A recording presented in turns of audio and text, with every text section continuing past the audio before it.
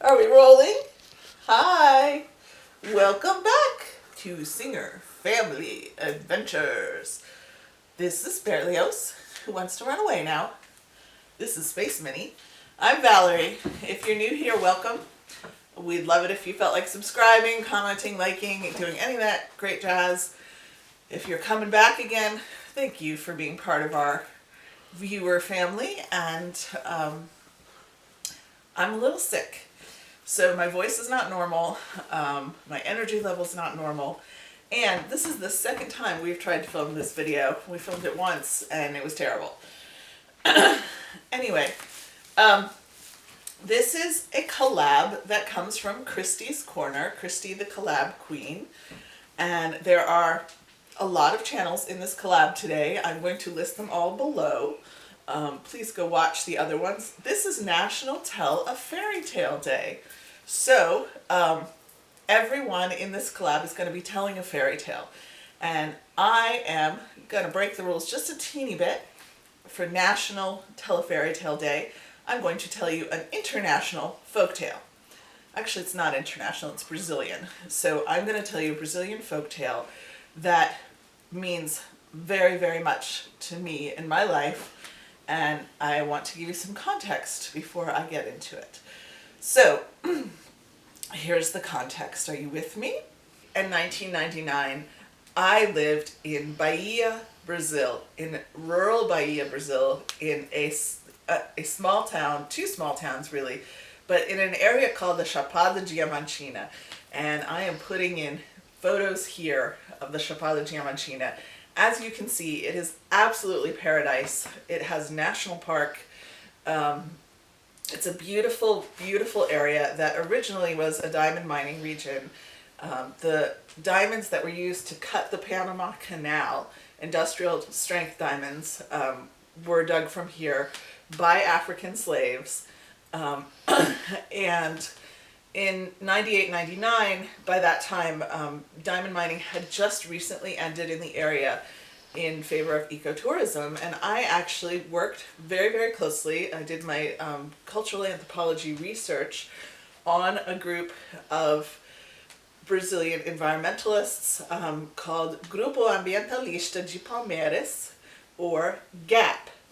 And GAP was a group that started, they're still going strong actually, and it's been a good 30 years. So they started about 10 years before I met them, and they were, they still are mostly Afro-Brazilians, and mostly from poor families.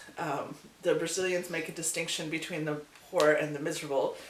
Most of them are poor families, meaning they're not miserable, meaning they do have food every day, but maybe not much more.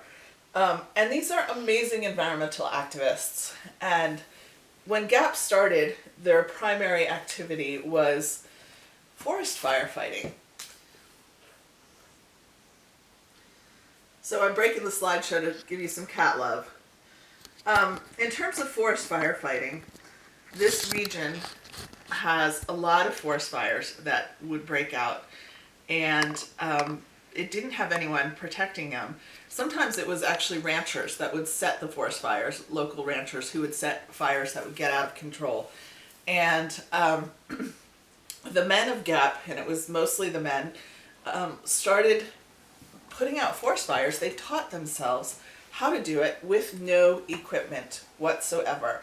So in the 90s, they were going out to fight forest fires in flip-flops often, and with maybe a container of water on their back, but mostly just taking brooms and brush and beating out the fires. And they had to walk hours into the wilderness to get to where the fires were.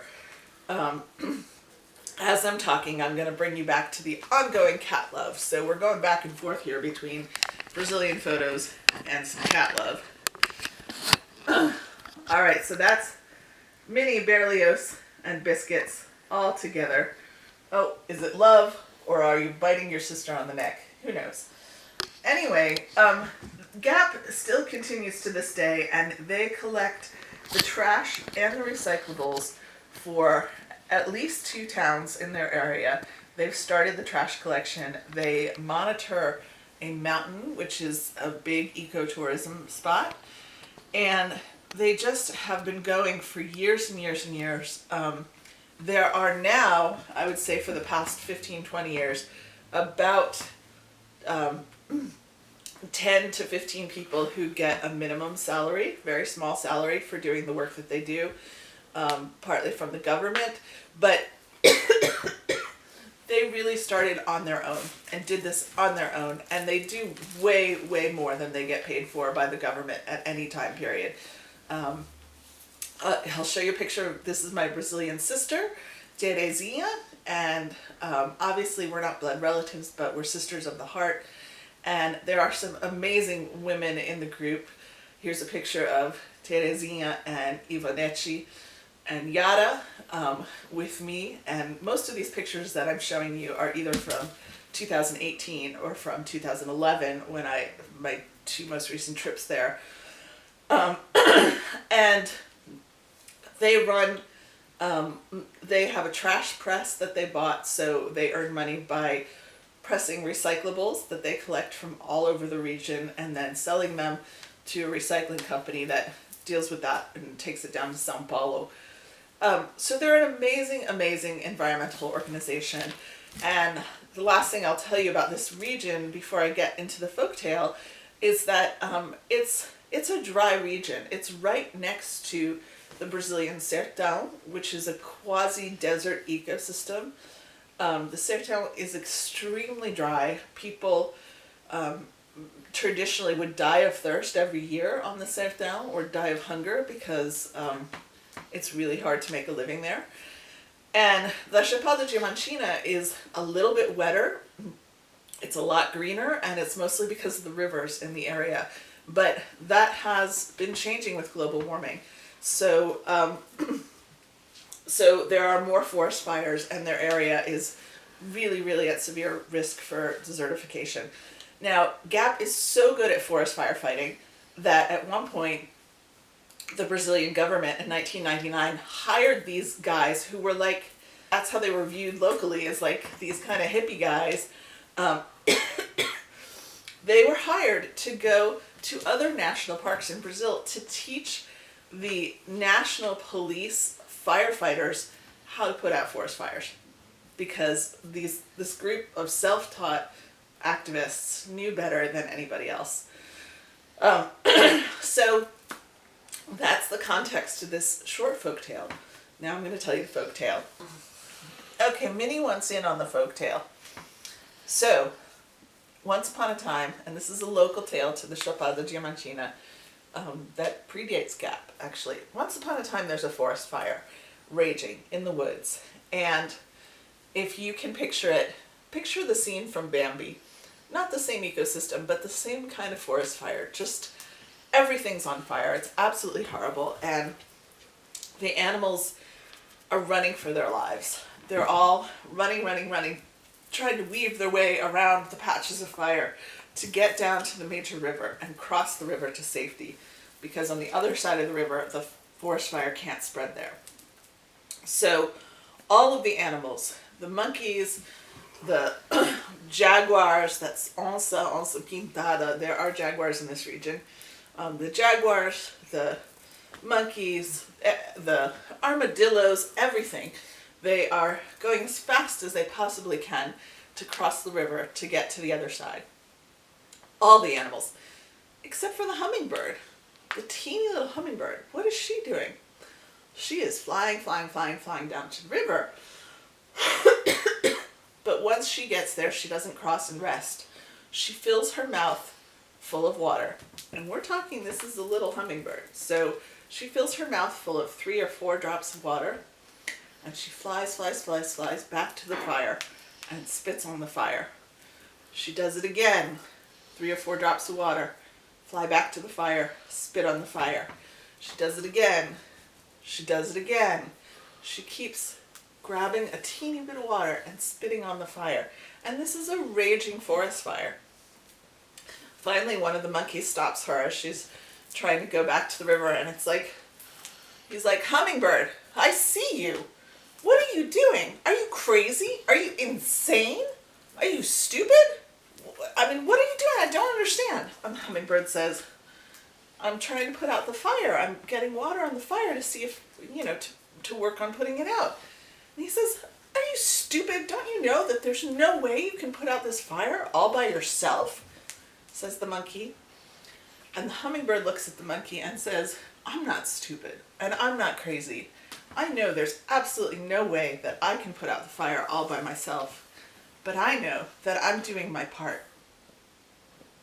So that's the tale that is local to the region, but it's a tale that the people in Gap would refer to all of the time. They would say, we're doing our part for the earth. We're doing our part for the Chapada Diamantina. They never talked about saving the world the way I've seen environmentalists in America or the first world talk about.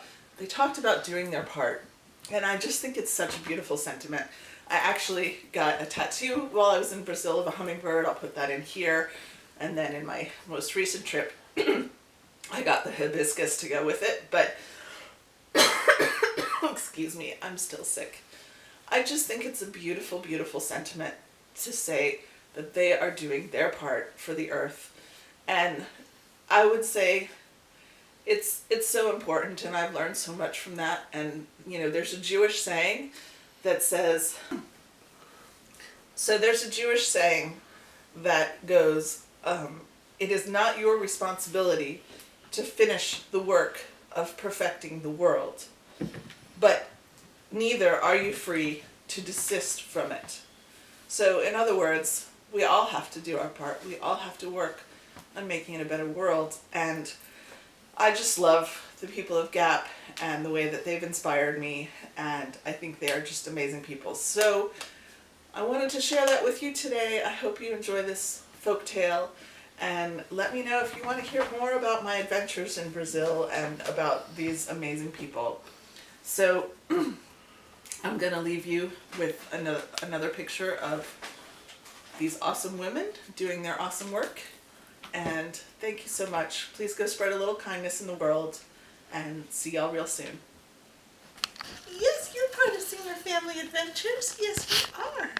Yes, you are. Yes, you're my baby. Yes. You gotta get it. Are you getting it? Lily, how are you, Lily?